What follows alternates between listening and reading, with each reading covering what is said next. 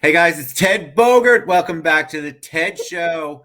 You know how much I love the arts. I'm always trying to expose you all to the arts. And today, I'm super excited to have Elina Moon, Amy Sue Hardy, and Philip King with us. They are part of the Central Florida Arts, Vocal Arts production of the Light in the Piazza. If you haven't heard of it, it just sounds magical when you say it out loud.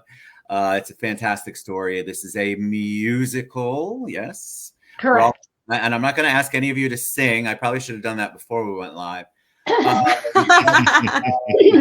Welcome to the show. I'm super excited to have all of you. Excited to be here. Well, thanks for having us. I'm very excited. You know, I love anything musical and I love the arts, and we have such a wonderful arts scene here and arts community. And so any chance that I can get to bring that to my audience, maybe bring the light, wink, wink, to the audience. This is why I'm not a thespian, is important to me. It's important to the audience. So before we get into the Light in the Piazza and what that's all about and when that is, you can see my pup behind you. Yes. Introduce yourselves, and we'll start on the upper right for me. Elina, right? Hi. Yeah.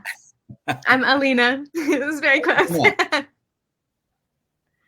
So bad. Tell them a little bit about you. I think people love to know the journey, the point A to point now. So tell them a little bit about you. Sure. So I was born and raised in Orlando. So, woo. I have been performing forever. I come from a performing family. And I actually went to college at Oklahoma City University. And then since then, I've been really lucky in that I've had a lot of amazing performing jobs that have taken me around the world. So I worked at Universal Studios Japan for 2 years. And then I just finished a 3-year job with Princess Cruises singing opera for them. So that took me around like Alaska and Mexico and Canada and New Zealand and Australia. And now I'm back in Orlando to do this. All right. Thank you, Elina. Yes. Elina. Yeah. I did it right. Yeah. All right. Amy Sue. Ladies first, of course. Amy Sue Hardy, how are you? I'm good. I'm honored to be a guest on your show. I've been watching the journey from the beginning. So I moved to Orlando in 2016 from Colorado Springs and various other places around the country. I'm a mom. I have a husband. I have 2 kids. And my mother-in-law lives with me. I have a very long musical journey. I try to do performances that fuel my inner soul. So this is a show that's been on my radar for a long time, having been a mom for quite a few years. And this is a show that focuses on a mother-daughter relationship, and the daughter is having some mental and emotional developmental things happening in her life. I don't want to give too much away. I think we'll probably go into the depth of what the show is. But I myself am a mom of a son who is diagnosed with autism. So a lot of these themes around love and will I ever find love or will I be lonely kind of reflect in the nature of this show. So super excited. It's my first show with Central Florida Vocal Arts. And I am blown away by the talent, and Phil will be speaking in a moment. Just amazing cast, crew. Just feel super, super excited and hope everybody can come out and see it. I want them all to come see that. Amazing. Yeah. Thank you for sharing that, by the way. And tell Tim I said hi. I will. King, not least but not last, or last but not least. Which one is it? Welcome to the show. How you doing? Doing fine. Thanks for having us. I came to Florida about 12 years ago, I think it is now, and I'm a freelance music director. I studied vocal and piano performance in college at Drake University in Des Moines, Iowa. And I basically do 10 or 12 musicals a year and just run around Central Florida like a mad person. I love it. It sounds, based on your voice, that you would be a high tenor or whatever the highest is. Definitely. Absolutely, yes. Yeah. All right, so let's talk about coming together for this. You started to talk about it, Amy Sue, so I'll let you continue on. Talk about what the Light in the Piazza is. Sure. Light in the Piazza is actually a musical based on a 1960 novel by Elizabeth Spencer. And the show is set in the 1950s, and it tells the story of Margaret Johnson, the mom, who's a wealthy Southern woman, and Clara, her daughter, who does have some developmental issues due to a childhood incident.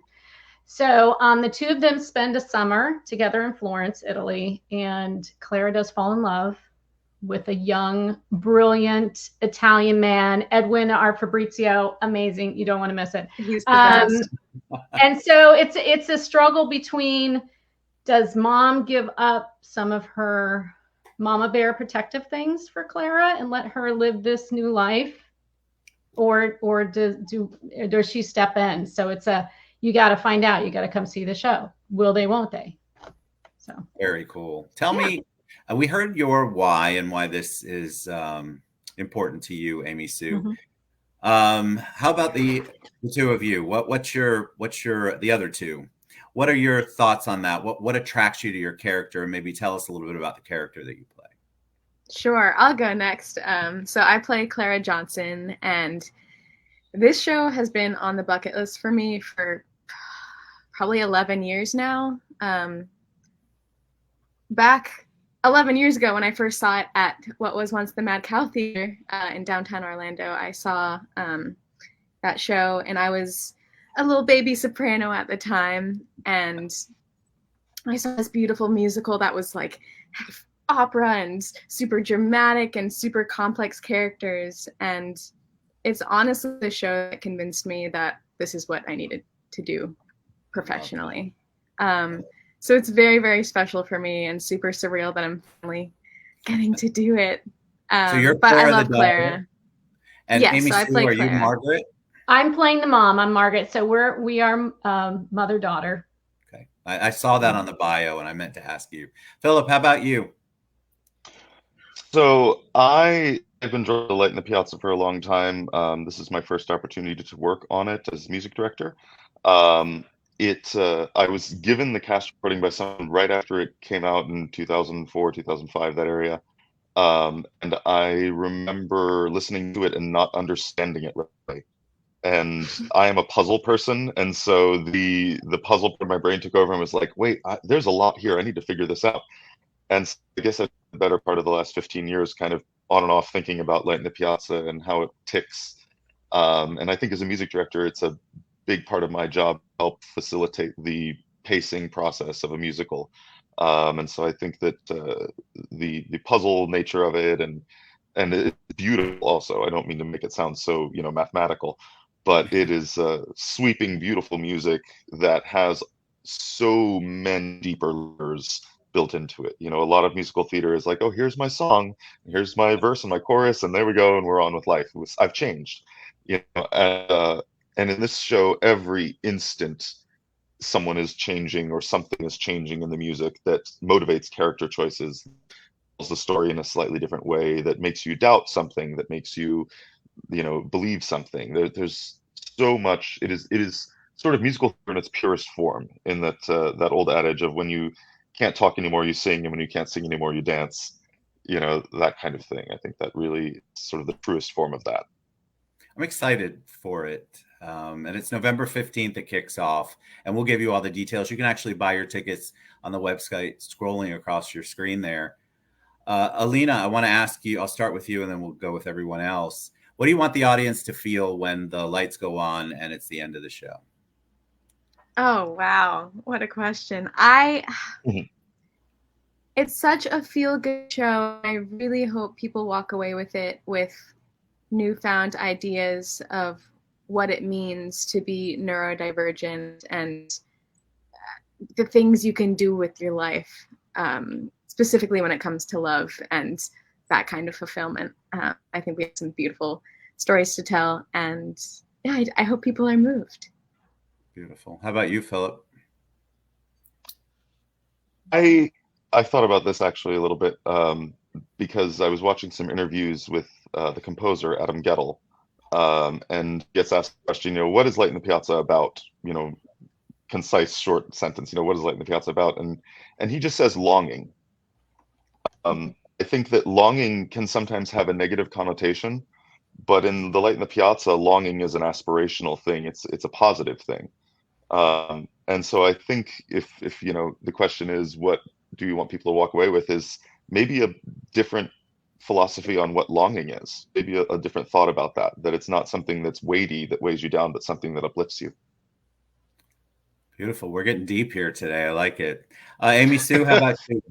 Well, I'll just say, as an audience member, when you sit down and the lights dim, we want to take you on a full journey. And at the end of that arc, and these characters that you get to learn, get to know, and to love, that you feel a sense of joy on multiple levels. On the level of, it's a beautiful show, they're beautiful characters, and the end is positive. But also, as a Orlando citizen, the musicians and the people on stage are local. So there's a lot of pride that comes with the fact that we have this humongous wealth of talent, both in the cast and the crew. And we're all coming together for just 3 performances. So if you haven't gotten your ticket, get it now before it sells out.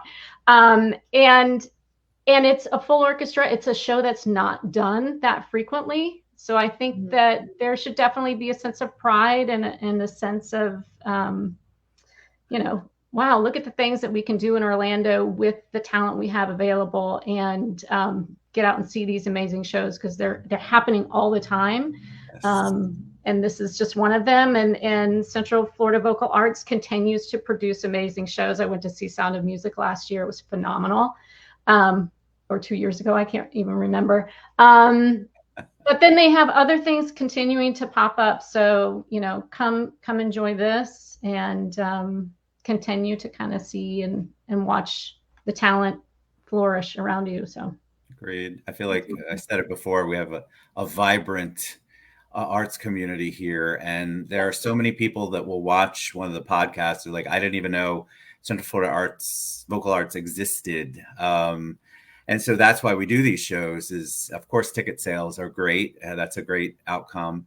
But really, it is to show them the vibrancy, the amount of talent that we have here locally, that they could get out to get a show. It's not like a show is costing you like it is on Broadway.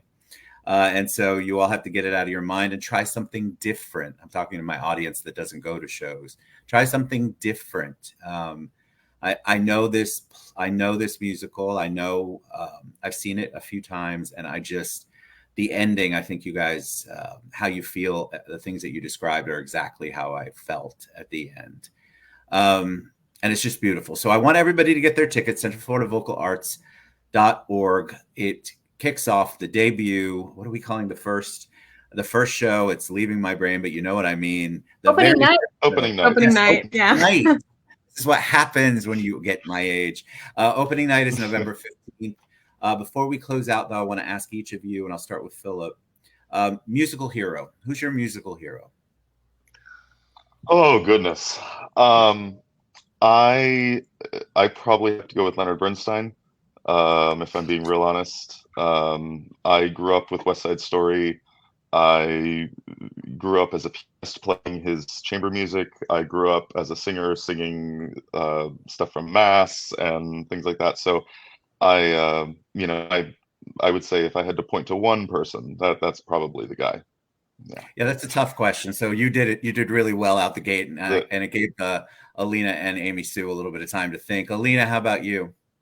Okay, I also was gonna say Leonard Bernstein, but since you already covered the genius, I'll say, to keep it Light in the Piazza related, I absolutely love Kelly O'Hara, who's the original Clara on Broadway. She's just the epitome of beautiful singing and healthy singing, while also having amazing emotion and characterization, and I admire her so much.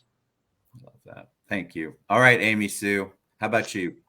I think I'd have to say Gershwin. It's just the sweeping melodies and that romantic time of, beautiful music. And I just saw that Rhapsody in Blue was having its 100th year anniversary. It so stands up the time. So yeah, there isn't anything.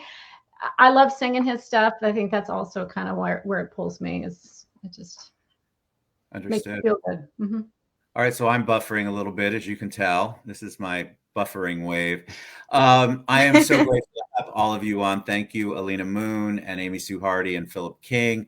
The Light in the Piazza's opening night is November 15th.